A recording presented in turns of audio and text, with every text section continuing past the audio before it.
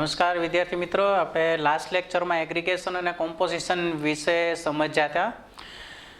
હવે આપણો last topic છે આ છઠ્ઠા ચેપ્ટરનો અને બહુ ઇન્ટરેસ્ટિંગ ટોપિક છે, સમજવા જેવો ટોપિક છે. તો આપ સૌ મિત્રોને વિનંતી, ધ્યાનથી સૌ આ વિડીયો જે છે એ જોજો, ધ્યાનથી આ ટોપિક સમજજો, કારણ કે હું એટલું ડિટેલમાં સમજાવીશ જે તમારી ટેક્સ્ટબુકમાં પણ થોડું નથી આપ્યું. હું મારા જે કોલેજના એક્સપિરિયન્સ, જે મેં 7 વર્ષ કોલેજમાં જોબ કરી અને ત્યાં જે કન્સેપ્ટ આવતો ડિટેલમાં, એને ધ્યાનમાં લઈને મને થોડું જરૂરી લાગે છે થોડી ડિટેલમાં વાત કરવી આની. એટલા માટે આપ સૌ મિત્રો ધ્યાન આપશો. આપણે સમજીએ ઇનહેરિટન્સ વિશે. ઇનહેરિટન્સની વ્યાખ્યા જે છે, બરાબર, એટલે કે ઇનહેરિટન્સ કોને કહેવાય, બરાબર. તો ઇનહેરિટન્સની વ્યાખ્યા એવું કહે છે કે ઇનહેરિટન્સ સામાન્ય રીતે બે ક્લાસ વચ્ચે એક પ્રકારનો સંબંધ જણાવે છે, બરાબર, એક પ્રકારનો. આપણે છેલ્લા વિડીયોમાં મેં કીધું હતું ઇનહેરિટન્સ એટલે વારસો, બરાબર, કે ભાઈ આપણા પિતાની પ્રોપર્ટી આપણને મળે, આપણે યુઝ કરી શકીએ, અને આપણી પ્રોપર્ટી આપણી આવતી પેઢી યુઝ કરી શકે, બરાબર. તો આ વારસો જે છે એનો કન્સેપ્ટ આમાં જે છે એ વર્ચ્યુઅલી લેવામાં આવ્યો છે પ્રોગ્રામિંગમાં, ઓબ્જેક્ટ ઓરિએન્ટેડ કન્સેપ્ટમાં, બરાબર. તો હવે આમાં કઈ રીતે વારસો, આમાં આપણે તો આમ ઇનહેરિટન્સ ખ્યાલ આવે કે આપણી પ્રોપર્ટી આપણા છોકરા વાપરે ને આપણે આપણા બાપાની પ્રોપર્ટી વાપરીએ ને, બરાબર. તો આમાં કઈ રીતે એને મૂકવામાં આવ્યું, તો આમાં એક ક્લાસની પ્રોપર્ટી બીજો ક્લાસ યુઝ કરી શકે. જેમ એગ્રીગેશન કોમ્પોઝિશનમાં જે સંબંધ હતા, અજોડ, આંશિક, આવા સંબંધની વાત કરી આપણે, એમ આમાં પણ એક સંબંધની જ વાત થાય છે. એ બે અજોડ અને આંશિક સંબંધની વાત હતી, જ્યારે આ જે છે એ એક ક્લાસની પ્રોપર્ટી બીજી ક્લાસ જે છે એ યુઝ કરી શકે એની માટેની વાત. એક ક્લાસની પ્રોપર્ટી બીજામાં ઓટોમેટિક ઇનહેરિટ થાય અને એ બીજો ક્લાસ દ્વારા પહેલા ક્લાસની પ્રોપર્ટીને ઉપયોગ કરવામાં આવે, બરાબર. તો અહીંયા વારસો એટલે માની લો બે વસ્તુ તો હોવાની, બાપ અને દીકરો, એટલે બે ક્લાસ તો ફરજિયાત છે આમાં, તો જ સંબંધ જણાવે. સંબંધ એક મારી હારે જ સંબંધ ન હોય, બરાબર, મારો કોઈક બીજા હારે જ સંબંધ, ઇન શોર્ટ મિત્ર, ભાઈ જે તે હોય, બરાબર. તો એમ એક જ ક્લાસને એ પોતાના ક્લાસ સાથે સંબંધ ન હોય, એક ક્લાસને બીજા ક્લાસ સાથે સંબંધ હોય. તો ઇનહેરિટન્સમાં એક ક્લાસને બીજા ક્લાસ સાથે કેવો સંબંધ હોઈ શકે એની વાત કરવામાં આવી. તો આમાં ઓછામાં ઓછા બે ક્લાસ હોઈ શકે, બરાબર. હું પહેલા તમને એની સમજૂતી આપું. ઓછામાં ઓછા બે ક્લાસ હોઈ શકે, બરાબર. એમાં પહેલો જે ક્લાસ છે, જો અહીંયા તમારી સામે અહીંયા મૂકવામાં આવ્યો છે, પર્સન નામનો ક્લાસ, બરાબર. પર્સન નામનો ક્લાસ એક લીધો છે અને બીજો ટીચર નામનો ક્લાસ લીધો છે. હવે પર્સન એટલે શું થયું, માણસ, વ્યક્તિ. તો વ્યક્તિના ગુણો જે છે એ ટીચરમાં ઓલરેડી હોવાના. ટીચર વ્યક્તિ જ છે ને, અમે માણસ જ છીએ ને, બરાબર. ટીચરની જગ્યાએ સ્ટુડન્ટે લઈ શકું ક્લાસનું નામ, એટલે બીજું કાંઈ ઊંધું છે તમે કદાચ કોમેન્ટ મજાકમાં વિચારતા હો, બરાબર. એટલે અહીંયા ટીચરની જગ્યાએ કદાચ વિદ્યાર્થી લીધું હોય તો પર્સનના જે વસ્તુ આ નેમ અને ડેટ ઓફ બર્થ છે તો એ સ્ટુડન્ટની પણ હોવાની, જો સ્ટુડન્ટ ક્લાસ હોત. અત્યારે મેં ટીચર લીધું એટલે આપણે ટીચર રાખીએ. તો આના જે ગુણ છે એ ઓલરેડી આમાં હોવાના આ ક્લાસમાં. આ બે અલગ અલગ ક્લાસ છે, એક પર્સન નામનો ક્લાસ, એક ટીચર નામનો ક્લાસ. તો પર્સનમાં જે હશે કોમન વસ્તુ, નેમ અને ડેટ ઓફ બર્થ, કોઈ પણ વ્યક્તિની હોઈ શકે. તો ટીચરમાં તો એ બે આવી જ જવાની, નેમ અને ડેટ ઓફ બર્થ. વધે કઈ કે ભાઈ એની પોસ્ટ અને એની સેલરી, કે જે દરેક વ્યક્તિની સરખી હોય નહીં, બરાબર. દરેક વ્યક્તિની સરખી હોય નહીં. બાકી આ બે વસ્તુ સરખું હોય. તો એ સરખી પ્રોપર્ટીનો બીજી વખત તમારે યુઝ ન કરવો હોય તો અહીંયા લખવાની જરૂર નથી. ડાયરેક્ટ આ ક્લાસને આની સાથે ઇનહેરિટ કરી, કઈ રીતે ઇનહેરિટ કરવો એ આપણે ચેપ્ટર નંબર 9માં કે 10માં આવે છે, બરાબર. 8મા ચેપ્ટરમાં આવે છે. 8મા ચેપ્ટરમાં જાવા પ્રોગ્રામિંગ જોશું ત્યારે આવશે કે આ ક્લાસની પ્રોપર્ટીનો ઉપયોગ આ ક્લાસમાં કઈ રીતે કરવો, બરાબર. તો આ બધી વસ્તુ આવશે જાવા પ્રોગ્રામિંગમાં. પણ આ તો ખાલી કન્સેપ્ટ કે ભાઈ વ્યક્તિમાં જે હોય એ ટીચરમાં તો હોવાનું જ તે.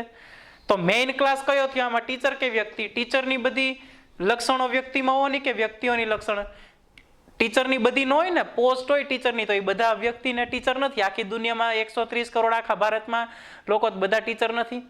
એટલે ટીચરની પ્રોપર્ટી વ્યક્તિમાં ન હોય, પણ વ્યક્તિની પ્રોપર્ટી ટીચરમાં હોય. દરેક વ્યક્તિને નામ છે, દરેક વ્યક્તિને ડેટ ઓફ બર્થ છે, તો એ ટીચરમાં હોવાની. તો મેઇન ક્લાસ કયો થયો? પર્સન. તો મેઇન ક્લાસ હોય એને કયો ક્લાસ કહેવાય કે જેની પરથી આ આધારિત છે, બરાબર. જેની પ્રોપર્ટી આમાં ઉપયોગ થવાની છે એને કહેવો કે પેરેન્ટ ક્લાસ. પેરેન્ટ ક્લાસ કહી શકાય. પછી બીજા નામમાં એને બેઝ ક્લાસ પણ કહેવાય અને ત્રીજું નામ એનું સુપર ક્લાસ પણ કહેવાય. આ પહેલા ક્લાસ જે મેઇન ક્લાસ છે, જેની પ્રોપર્ટીનો ઉપયોગ બીજામાં થવાનો છે, આ મેઇન છે, બરાબર. આમાં આના ગુણો આમાં ઉતરેલા છે, માણસના ગુણો ટીચરમાં ઉતરેલા છે, બરાબર.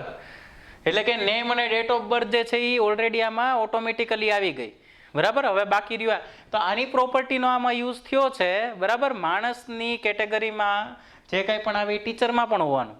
તો આને પેરેન્ટ ક્લાસ કહેવાય, બેઝ ક્લાસ કહેવાય, સુપર ક્લાસ કહેવાય અને મેઇન ક્લાસ પણ કહી શકાય. જ્યારે આ ક્લાસ છે કે જે ક્લાસ આની પ્રોપર્ટીનો ઉપયોગ કરશે એ ક્લાસને ડિરાઇવ્ડ ક્લાસ કહેવાય, બરાબર. પછી સબ ક્લાસ પણ કહેવાય અને ચાઇલ્ડ ક્લાસ પણ કહેવાય. આ યાદ રાખવાનું છે. મેઇન ક્લાસને શું કહેવાય? Parent class, super class, base class. જ્યારે બીજા ક્લાસને શું કહેવાય? ડિપેન્ડન્ટ ક્લાસને ડિરાઇવ્ડ ક્લાસ, સબ ક્લાસ અને ચાઇલ્ડ ક્લાસ. આ બે કન્સેપ્ટ યાદ રાખવાના છે, બરાબર. તમારે આપણે સમજૂતી જોઈ ઉદાહરણમાં. હવે એના પ્રકારો જે તમારી ટેક્સ્ટ બુકમાં નથી આપ્યા, એક મલ્ટી લેવલ જ આપ્યું છે, બાકી કોઈ પ્રકારો નથી આપ્યા. તો આપણે બધા પ્રકારો સ્ટેપ બાય સ્ટેપ જોઈએ. તો સૌથી પહેલા, બરાબર, પહેલું પ્રકાર ઇનહેરિટન્સનો સિમ્પલ ઇનહેરિટન્સ. જો આ બોક્સ છે ને, હું તમને કહી દઉં, આ જેટલા બોક્સ દેખાશે ને બધા, એ બોક્સ છે એ ક્લાસ સમજવાના. જે આ ક્લાસ છે ને એવા જ ક્લાસ સમજવાના, બરાબર. ટૂંકમાં સમજાવવા માટે તમને મેં આવા બોક્સ જે છે એ અસાઇન કર્યા છે, બરાબર. હવે આ ક્લાસ 1 અને ક્લાસ 2, જે આ સિમ્પલ ઇનહેરિટન્સનું ઉદાહરણ જો તમારી સામે જ છે, બરાબર.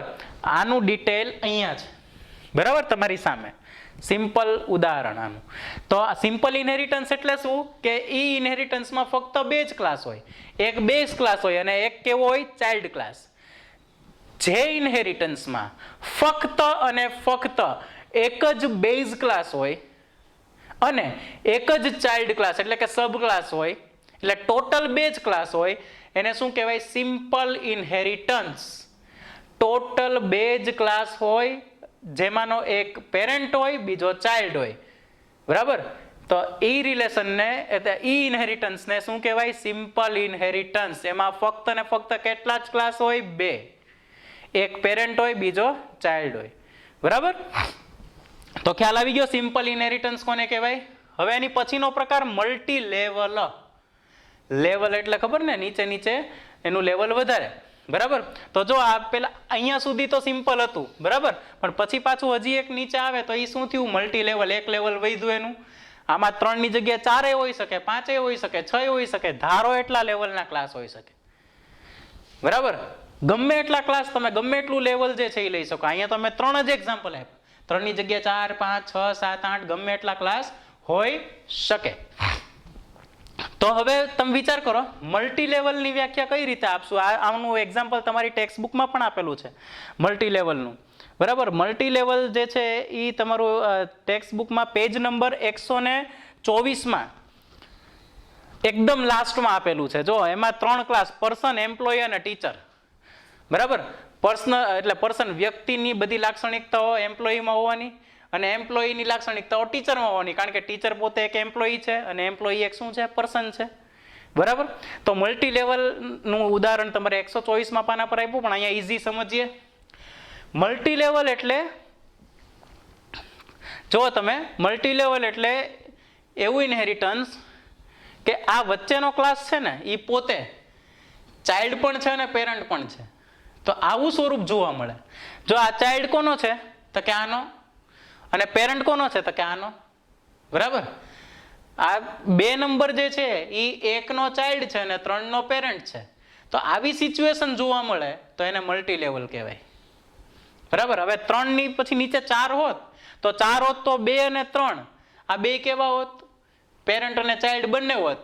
તો આવી સિચ્યુએશનમાં જો કોઈ તમને એક કે એક કરતા વધારે ક્લાસ એવી સિચ્યુએશનમાં જોવા મળે કે જે પેરેન્ટ પણ હોય અને ચાઇલ્ડ પણ હોય, તો એ કયું હશે? ઇનહેરિટન્સ મલ્ટી લેવલ ઇનહેરિટન્સ હશે. કે ભાઈ આમાં એક ક્લાસની ભૂમિકા બે રીતના, ચાઇલ્ડ પણ હોય અને પેરેન્ટ પણ હોય. એવો એક ક્લાસની ઘણા બધા હોઈ શકે કે જે ચાઇલ્ડની ભૂમિકા પણ ભજવતા હોય અને પેરેન્ટની ભૂમિકા પણ ભજવતા હોય. તો આવા સિચ્યુએશનમાં ઇનહેરિટન્સ કેવું હશે? મલ્ટી લેવલ, બરાબર. મલ્ટી લેવલ ઇનહેરિટન્સ હશે. thereafter multiple inheritance.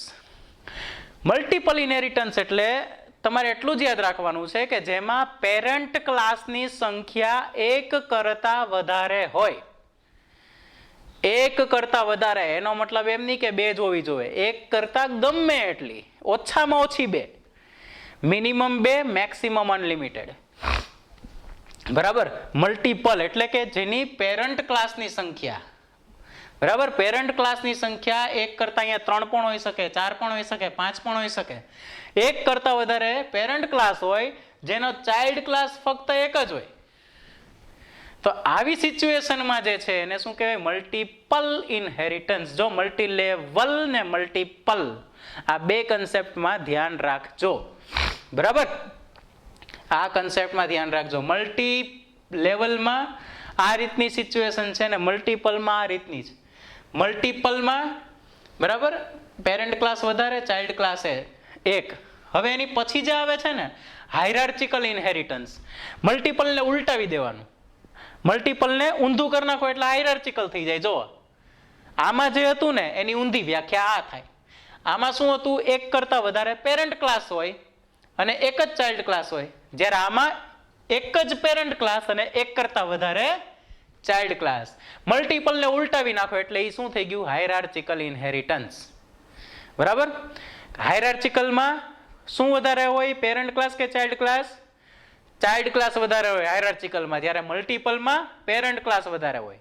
હાયરાર્ચિકલમાં child class વધારે હોય, મલ્ટીપલમાં પેરેન્ટ ક્લાસ વધારે હોય. હાયરાર્ચિકલમાં પેરેન્ટ ક્લાસ એક જ હોય, જ્યારે મલ્ટીપલમાં પેરેન્ટ ક્લાસ એકથી વધારે હોય, બરાબર. હવે છેલ્લો પ્રકાર, છેલ્લો પ્રકાર હાઇબ્રિડ ઇનહેરિટન્સ. હાઇબ્રિડ ઇનહેરિટન્સ પાંચમો પ્રકાર છે ઇનહેરિટન્સનો. એની શોર્ટમાં વ્યાખ્યા આપું ને તો પેલા ચારેય પ્રકારને સમાવતી પદ્ધતિ, પહેલા ચારેય પ્રકાર સિમ્પલ, મલ્ટીલેવલ, મલ્ટીપલ ને હાયરાર્ચિકલ, ચારેય પ્રકારને સમાવતી પદ્ધતિને હાઇબ્રિડ ઇનહેરિટન્સ કહેવાય. આ ઇનહેરિટન્સમાં ચારેય પ્રકાર સમાયેલા છે. કઈ રીતે સમજાવું? જો ખાલી તમે આ બે ક્લાસ ધ્યાનમાં રાખો તો આ પેરેન્ટ અને આ ચાઇલ્ડ થયો, એક સાથે જોડાયેલો છે એકબીજા સાથે. તો આ સિમ્પલનું થયું, સિમ્પલમાં પેરેન્ટ અને ચાઇલ્ડ આવે, બરાબર. Simple inheritance. જો આ ખાલી આ બેને ધ્યાનમાં રહ્યો તો આ પેરેન્ટ અને આ ચાઇલ્ડ થયો. આ બેને ધ્યાનમાં લેશો તો આ પેરેન્ટ ને આ ચાઇલ્ડ થયો. આ બેને ધ્યાનમાં લેશો તો આ પેરેન્ટ અને આ ચાઇલ્ડ થયો. એટલે આમાંથી સિમ્પલ ઇનહેરિટન્સ નીકળી શકે. બીજું મલ્ટી લેવલે નીકળી શકે. જો 1, 2 અને 3, આનો ચાઇલ્ડ આ અને આનો ચાઇલ્ડ આ, આનું પેરેન્ટ આ અને આનું પેરેન્ટ આ, એવી જ રીતે આનો ચાઇલ્ડ આ અને આનું ચાઇલ્ડ આ, એવી જ રીતે આનું પેરેન્ટ આ અને આનું પેરેન્ટ આ. થઈ શકે મલ્ટી લેવલ, બરાબર. એની પછી મલ્ટીપલ. તો મલ્ટીપલમાં તમે આટલી વસ્તુ લ્યો એટલે મલ્ટીપલ થઈ ગયું. બે પેરેન્ટ એનો એક ચાઇલ્ડ, બરાબર ને. આ બે પેરેન્ટ થઈ શકે ને, બે જ કનેક્ટ થયેલા છે જો. અને આ એક ચાઇલ્ડ શું થઈ ગયું? મલ્ટીપલ થઈ ગયું, બરાબર. હવે એની પછી મલ્ટી લેવલ. તો મલ્ટી લેવલમાં આને ધ્યાનમાં લ્યો, 1, 2 અને 4 ને હાયરાર્ચિકલ, આ પેરેન્ટ અને આ બેના ચાઇલ્ડ થઈ ગયું હાયરાર્ચિકલ. તો બાકીના બધા જ પ્રકારોને સમાવતી જો કોઈ પ્રકાર હોય ઇનહેરિટન્સનો તો એ છે હાઇબ્રિડ ઇનહેરિટન્સ. તો તમને આઈ થિંક ઇનહેરિટન્સ વિશે ખ્યાલ આવી ગયો હશે. બાકીનું ડિટેલ 8મા ચેપ્ટરમાં આવે જ છે. આ તો ખાલી એક જનરલ કન્સેપ્ટ હતો. હવે તમને છેલ્લે આ ચેપ્ટરમાં તુલના આપી છે, કોમ્પોઝિશન અને ઇનહેરિટન્સની તુલના. તો તુલના એ જ તે કે કોમ્પોઝિશન એટલે એક ક્લાસ ઉપર બીજા ક્લાસનો આધાર છે, એ કોમ્પોઝિશન. જ્યારે ઇનહેરિટન્સ એટલે એક ક્લાસની પ્રોપર્ટી બીજા ક્લાસમાં યુઝ થઈ શકે. બસ આટલું જ ધ્યાન રાખવાનું છે. એક ક્લાસ ઉપર બીજો ક્લાસ આધારિત હોય તો એ કોમ્પોઝિશન કહેવાય. જ્યારે એક ક્લાસની પ્રોપર્ટી, હવે જો કોમ્પોઝિશન હું છે, બરાબર, કોઈ પણ વ્યક્તિ એના ફાધર ઉપર આધારિત ક્યાં સુધી છે, બરાબર. એટલે માની લ્યો કે એના ફાધર એક્સપાયર થઈ જાય તો શું એનો સન આઘાત લાગીને મરે? તો એ એક વાત છે. તો શું એનો સન જે છે એ ઓટોમેટિક એક્સપાયર થવાનો? નહીં, બરાબર ને. એ બનવાનું નથી. તો એ ઇનહેરિટન્સ થયું. હા, એ મરશે નહીં પણ એની પ્રોપર્ટીનો યુઝ કરશે એના પપ્પાની, બરાબર. એટલે ઇનહેરિટન્સ થયું. પણ જો ઈ એક આપણે વીએ ગયા તો આપણું નામે વી ગયું. એ શું થયું? કોમ્પોઝિશન. એટલે એક ક્લાસનો આધાર બીજા ક્લાસ ઉપર હોય એને કોમ્પોઝિશન કહેવાય, જ્યારે એક ક્લાસની પ્રોપર્ટી બીજો ક્લાસ યુઝ કરતું હોય એને ઇનહેરિટન્સ કહેવાય. આટલી જ વાત યાદ રાખવાની છે. તો આ સાથે આ ચેપ્ટરમાં આપણે એટલા 2-3 વિડીયો શોર્ટમાં એટલા માટે રાખ્યા કે અલગ અલગ ટોપિક થોડાક ડિટેલ સમજાવાતા મારે, બરાબર? બહુ ઝડપી નહોતું ભાગવું, બરાબર? કારણ કે આના ડિપેન્ડ હવે આની પછીના 4-5 ચેપ્ટર છે પ્રેક્ટિકલી જાવા પ્રોગ્રામિંગના.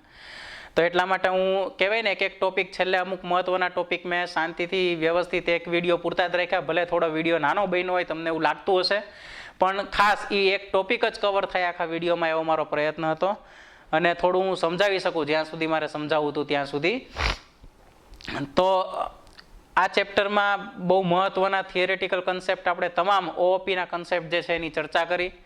તો આપ સૌ ક્લાસ કોને કહેવાય, ઓબ્જેક્ટ કોને કહેવાય, polymorphism, inheritance, data abstraction, messaging, પછી એન્કેપ્સ્યુલેશન, એગ્રીગેશન, કોમ્પોઝિશન, ઇનહેરિટન્સ, આ બધા જ પોઈન્ટ જે છે એ નિરાતે વિડીયો જોઈને સમજજો, બરાબર? અંડરલાઇન કરતા રહેજો, વાંચતા રહેજો ટેક્સ્ટ બુક. આવતા ચેપ્ટર આપણે ચેપ્ટર નંબર 7મું ચાલુ કરવા જઈ રહ્યા છીએ, જે આ બધાનું પ્રેક્ટિકલ બેઝ હશે. તો હવે આપણે જાવા પ્રોગ્રામિંગ ઉપર જશું, બરાબર? એટલે આ ચેપ્ટર ખાસ વાંચશો તો જ તે 7મું ચેપ્ટર સમજાશે. આ ચેપ્ટર જો નહીં સમજાય તો 7મું ચેપ્ટરમાં તમને થોડી એવી તકલીફ પડશે. એટલા માટે ખાસ મારી વિનંતી, પર્સનલી હું તમને I request you personally, please તમે 6મું ચેપ્ટર જે છે એ વ્યવસ્થિત રીતે વાંચજો, લાઈન બાય લાઈન વાંચજો. અને આ વિડીયો જે છે એવું લાગે તો 2-3 વખત જોજો. ન સમજાય તો કાંઈ પણ ક્વેશ્ચન હોય તો એ તમે કમેન્ટ બોક્સમાં કરી શકો છો, બરાબર? તો સૌને નમસ્કાર. આપણે આવતા લેક્ચરમાં મળશું ચેપ્ટર નંબર 7 સાથે. બાય.